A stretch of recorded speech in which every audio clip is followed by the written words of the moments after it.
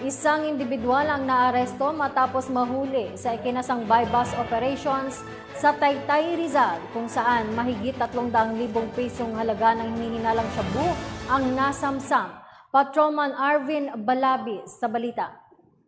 Arestado ang isang individual matapos mahuli sa ikinasang bypass operation sa Barangay San Juan, Taytay, Rizal, pasado alas 8:30 ng gabi noong March 4 taong kasalukuyan. Ang operasyong ito ay pinaunahan ng mga tauhan ng Special Operations Unit NCR sa pamumuno ni Police Colonel Joseph Ian S. Lofranco, SOU Commander, kasama ang PIDEA Regional Office 4A at ang Station Drug Enforcement Unit ng Taytay Police Station.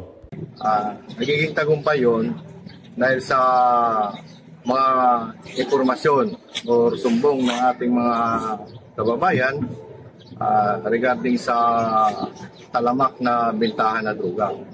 Dahil sa informasyon nila,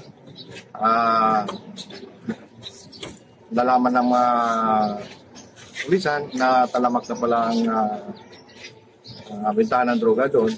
Kaya nagsagawa kami ng pagplano kung paano natin sila pulihin.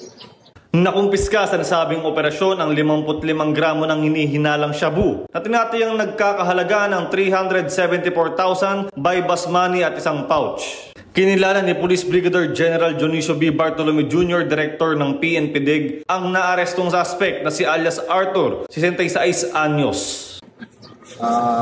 Yun naman, pinalabasan yun nga, tagumpay ng pag-aresto natin sa isang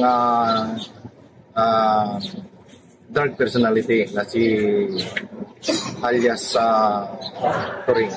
Ang naarestong suspect ay nabasahan ng kanyang mga karapatan sa wikang kanyang naintindihan at ito'y pansamantalang nakakulong sa detention facility ng PNP-DIG SOU NCR office habang hinihanda ang kasong maaring ipataw laban sa kanya. Sa pamamagitan ng operasyong ito, nagkakaroon tayo ng pagkakataon na maipakita ang determinasyon na sugpuin ang mga lumalabag sa batas at maprotektahan ang ating komunidad sa banta ng iligal na droga. Patuloy nating suportahan ang pagsisikap ng mga otoridad at maging bahagi ng pagbabago para sa isang ligtas na lipunan.